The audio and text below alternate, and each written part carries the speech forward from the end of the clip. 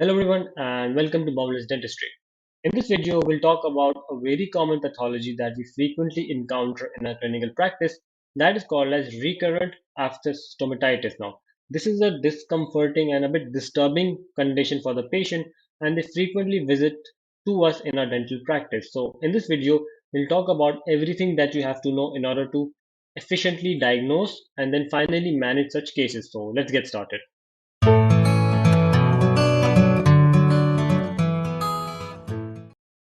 Now, in this clinical picture, you can see, and you must have very frequently saw this is an ulcer which is present over here. It can occur anywhere in the mouth. So this ulcer, like you can see in this picture, is present in the upper lip. So what is an ulcer?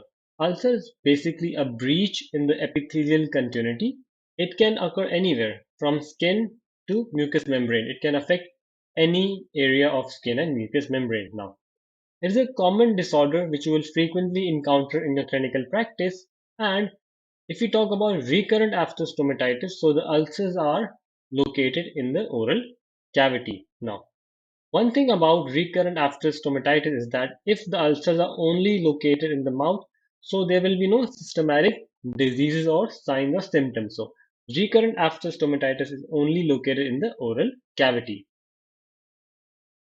Now, in this clinical picture, you can see that there is an ulcer which you can see is whitish in color in some central region, and in the periphery, you can see a red margin which is erythema present. So, this is an ulcer which is present in the buccal mucosa. So, if we talk about what is the actual etiology which leads to these ulcers, so there are many theories which have been proposed, and we'll talk about them one by one. So, firstly, bacterial theory has been proposed that certain streptococci and staphylococci they play a significant role in causing this recurrent aphthous stomatitis. Next, some immunological abnormalities have also been suggested, but the role of those immune response in terms of the ulcer is not that significant, so it's one of the contributing factors which can lead to recurrent aphthous stomatitis. Now, one important factor which have been frequently seen in the clinical practice is patients who are deficient in iron, folic acid, and vitamin B12. They frequently have ulcers in the oral cavity. So this is a very significant factor. And whenever you have suspected a patient who might be suffering from recurrent aphthous stomatitis, so history and the levels of iron, folic acid, and B12 in the blood should be investigated and ruled out. Next, sometimes trauma can also lead to such ulcers, for example, bites, surgical procedures, trauma during any to the tooth due to any accident, and sometimes even aggressive brushing can also lead to these ulcers. Now, there are certain endocrine conditions which can also lead to such ulcers in the oral cavity, for example, diabetes mellitus. And lastly, certain mental disorders can also lead to such ulcers. For example, patients who are anxious, they are in stress and depression because this leads to them not properly taking care of oral hygiene, and increased level of cortisol are also one of the important factors which can lead to such ulcers in the mouth. Now, if we talk about the general clinical features of recurrent aphthous stomatitis, as you can see in this clinical picture, we have one ulcer which is present over here, small in size. We have another ulcer which is even smaller in size, and this third ulcer which is even smaller in size. So, if we talk about the general clinical features, these ulcers normally occur in second, third, or fourth decade of life, but one thing should be kept in mind that it can occur at any age. Now, it has been seen that recurrent aphthous stomatitis is most frequently encountered in females as compared to males. So this is a female predominant condition. Now, another important factor which is noted in such patients is that greater incidence of recurrent aphthous stomatitis is found in patients who belong to higher socioeconomic status. Now, if we talk about the description of how ulcers appear in the oral cavity, you can see that there is a pinpoint white area in the center, which is the breach in the epithelium representing clinically over here. And there is slight reddish region around this white area. You can see this is called as erythema. This is how an ulcer will look clinically if you examine the patient's mouth. Now, if we talk about how much time is required for such healing to occur, normally it takes 3 to 7 days for the ulcer to stay in the oral cavity, and then it enlarges a bit, growing in size. As you can see that initially, for example, this ulcer, this was the initial size, and when it starts to grow, it increases in size. So when it increases size, then the healing actually begins as to this ulcer will slowly regress in size, reaching this size, and then finally disappearing from the oral cavity, which is marked by the disappearance of this erythema, which you can see, and the disappearance of white central ulcerated area. So this is the general clinical features of recurrent aphthous stomatitis, and there are different types of recurrent aphthous stomatitis, and they have different individual specific clinical features. So we'll talk about that in the later video. Now, there are many different classification systems which have been proposed for recurrent aphthous stomatitis, but the most frequently used classification is the clinical classification of recurrent aphthous stomatitis, where it is divided into three categories. Firstly, we have recurrent aphthous stomatitis, which is minor. Next, we have recurrent aphthous stomatitis, which is major. And lastly, we have recurrent herpetiform ulceration. So these are the three clinical classifications which are more frequently used in our clinical practice. So I will talk about them one by one in detail now. Now, firstly, talking about recurrent aphthous stomatitis minor, as you can see in this clinical picture, we have this lower lip labial mucosa, and you can see that there is an ulcer which is white central area surrounded by erythema. So this is an ulcer. So talking about recurrent aphthous stomatitis minor, it can affect at any age. There is no age restriction as such.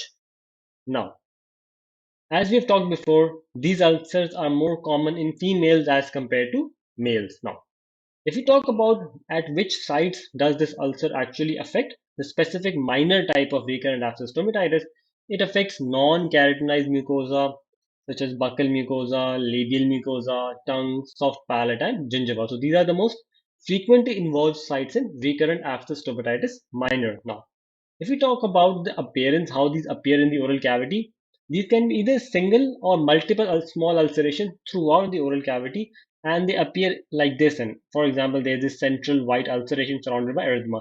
So all of these ulcers will appear in this characteristic appearance now. If we talk about how many recurrent aphthous stomatitis can occur in an oral cavity, so normally they range from 1 to 6, but generally they are less than 10 in number now. An important feature which you should always keep in mind, because this is the distinguishing feature between minor and major, is that the size of an ulcer in this diameter, for example, if you measure it from here till here, it will be less than 10 mm in diameter, because this feature is reversed in cases of recurrent aphthous major, where the size of this ulcer is greater than 10 mm. So this is one feature which you should keep in mind in terms of distinguishing between recurrent aphthous stomatitis minor and recurrent aphthous stomatitis major. And lastly, if we talk about how long does these ulcers persist in the oral cavity, they normally persist for around 7 to 14 days, and after that healing occurs. And one important feature you should keep in mind, that there is no scarring.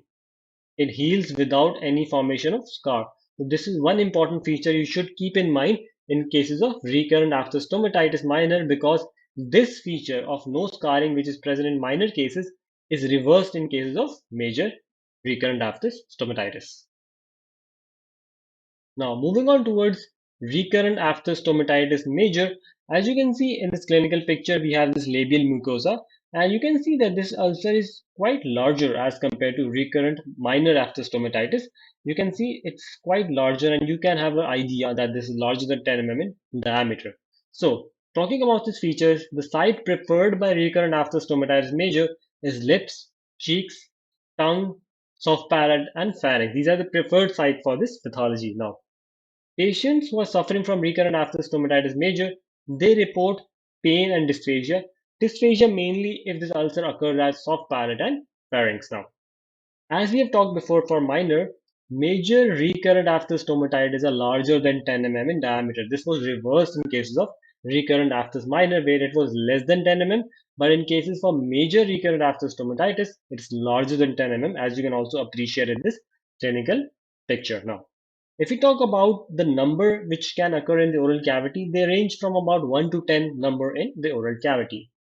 Now, if we talk about the healing period, it generally takes about 4 to 6 weeks to heal, as compared to recurrent aphthous minor, which took about 7 to 14 days to heal. So, healing period in cases of recurrent aphthous major is larger.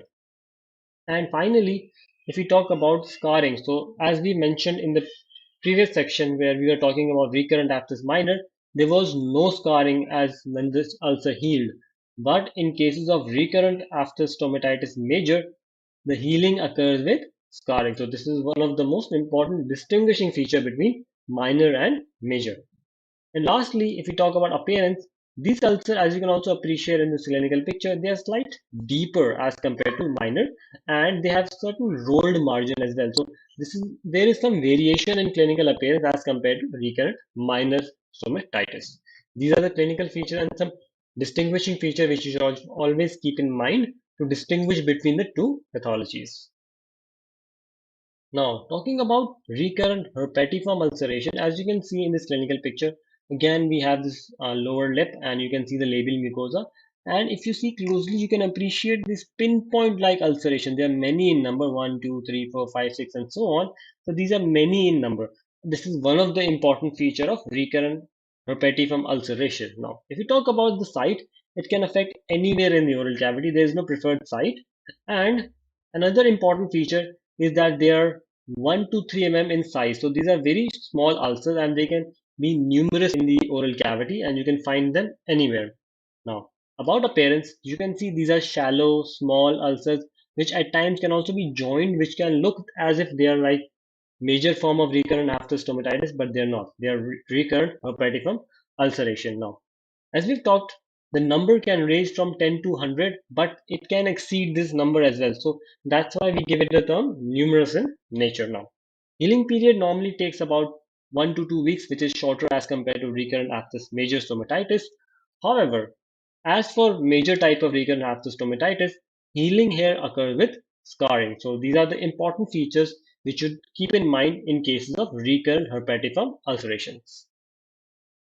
Now, talking about the histopathology of recurrent aphthous stomatitis, an important thing to note here is that there is no specific features of histopathology in cases of recurrent aphthous stomatitis, but that there are certain features which we can appreciate if we see a clinical or if we see a histopathological slide, we can see inflammatory cells, inflammation going on around the histological picture. You can also appreciate there are various cells which you can see are starting to accumulate. So this is the first feature. You can also appreciate fibrous exudate as well.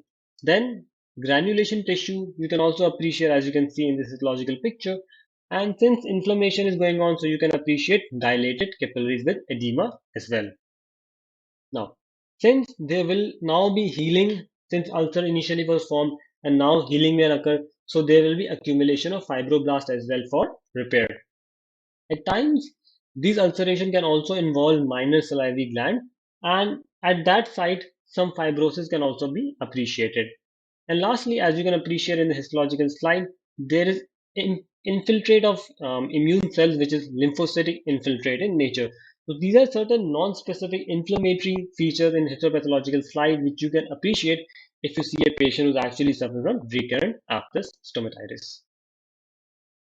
Now, although recurrent aphthous stomatitis generally occurs without any systematic disease or sign, but there are certain conditions or syndromes which are actually associated with recurrent aphthous stomatitis. For example, we have Behçet syndrome, we have Magic syndrome, where you have ulcers in mouth and genital area, yes, cyclic neutropenia, and then we have a syndrome which is called as PFAPA syndrome. So these are certain rare syndromes which are associated with recurrent aphthous stomatitis, which you should keep in mind in cases of sometimes you are asked in your examinations or in your vivas. So you should keep these things in mind that there are these four syndromes which are associated with recurrent aphthous stomatitis. Now, before talking about how do we actually manage such cases of suffering from recurrent aphthous stomatitis, it is very important, and this applies to almost every pathology, that you should form a differential diagnosis so that you can reach a definitive diagnosis and no disease is missed when you're actually suspecting a certain disease. So, talking about differential diagnosis, recurrent herpes simplex infection is the first, then we have cyclic neutropenia, erosive lichen planus, and then finally squamous cell carcinoma. So these are four and most common differential diagnoses in terms of recurrent aphthous stomatitis, which you should keep in mind when you're trying to rule out which pathologies cannot be present and which pathology you are actually suspecting, and then you carry out the respective investigation to reach a definitive diagnosis.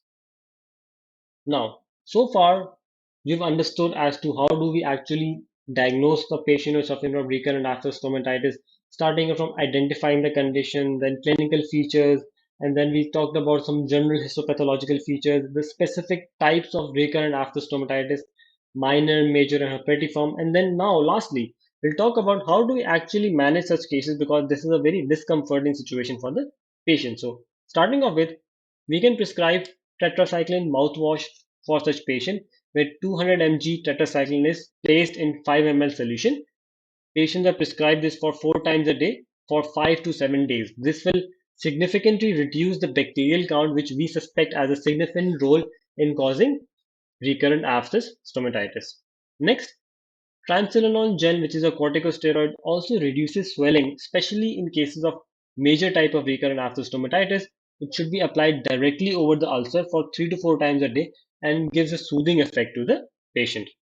At times, since there is pain and discomfort for the patient, and at times, since bacteria might be a etiology for that, so that can lead to secondary infection as well.